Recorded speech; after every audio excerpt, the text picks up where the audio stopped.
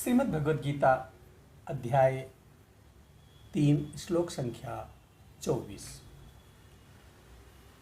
उत्सीदेयुरिमे लोका न कुर्यां कर्म चेदहं शंकरस्य च कर्ता स्यामुपहन्यामि मां प्रजा।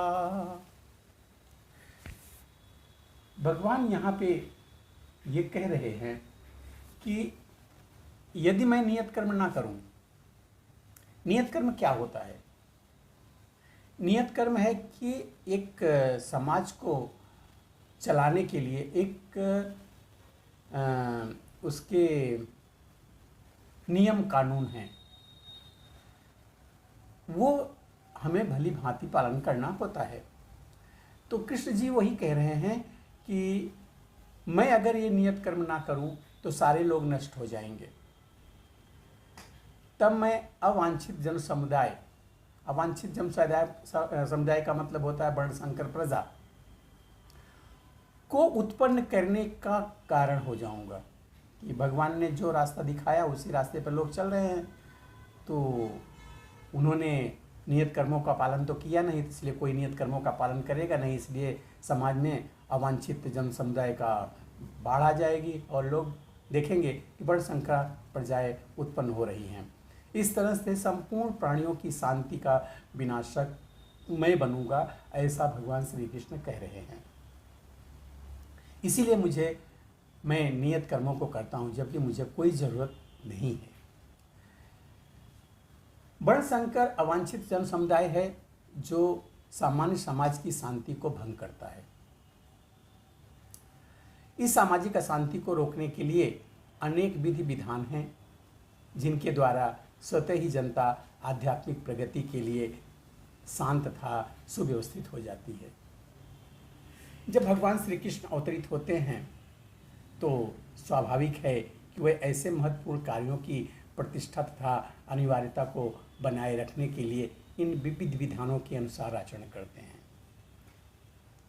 भगवान समस्त जीवों के पिता हैं और यदि वे जीव पथभ्रष्ट हो जाएं तो अप्रत्यक्ष रूप से यह उत्तरदायित्व उन्हीं का है। अतः विधि विधानों का अनादर होता है तो भगवान स्वयं समाज को सुधारने के लिए अवतरित होते हैं। किंतु हमें ध्यान देना होगा कि यद्यपि हमें भगवान के पद चिन्हों का अनुसरण करना है तो भी हम उनका अनुकरण नहीं करेंगे और कर भी नहीं सकते।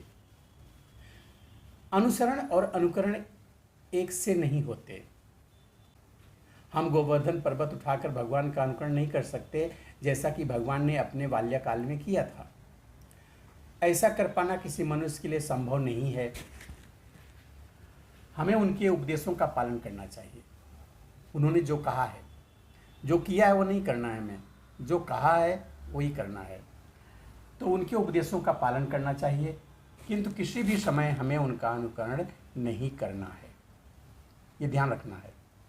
मनुष्य को भगवान तथा उनके द्वारा शक्ति प्रदत्त सेवकों के उपदेशों का मात्र पालन करना चाहिए।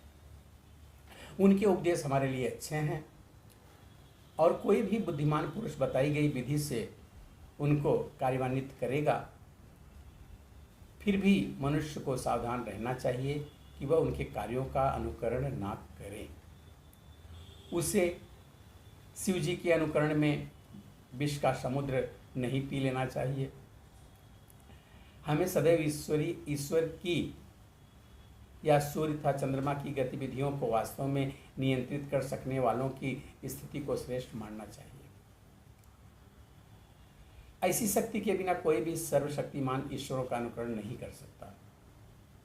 शिव जी ने सागर तक के विष का पान कर लिया, किंतु यदि कोई सामान्य व्यक्ति विष की एक बूंद भी पीने का यत्न करेगा तो वह मर जाएगा।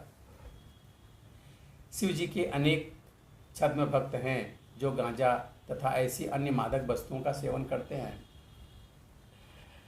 किंतु ये भूल जाते हैं कि इस प्रकार शिव जी का अनुकरण करने से अपनी मृत्यु को निकट बुला रहे हैं। इसी प्रकार भगवान कृष्ण के भी अनेक छद्म भक्त हैं जो भगवान की रासलीला का, प्रेम नृत्य का अनुकरण करना चाहते हैं, किंतु ये भूल जाते हैं कि वे गोवर्धन पर्वत को धारण नहीं कर सकते। अतः सबसे अच्छा तो यही होगा कि लोग शक्तिमान का अनुकरण न करके केवल उनके उपदेशों का पालन करें, ना ही बिना किसी योग्यता के किसी को उनका स्थान ग्रहण करने का प्रयत्न करना चाहिए। ऐसे अनेक ईश्वर के अवतार हैं जिनमें भगवान की शक्ति नहीं होती। मुझे लगता समझ में आया होगा। मिलते हैं एक और वीडियो में एक और श्लोक के साथ। तब तक के लिए जय श्री कृष्ण।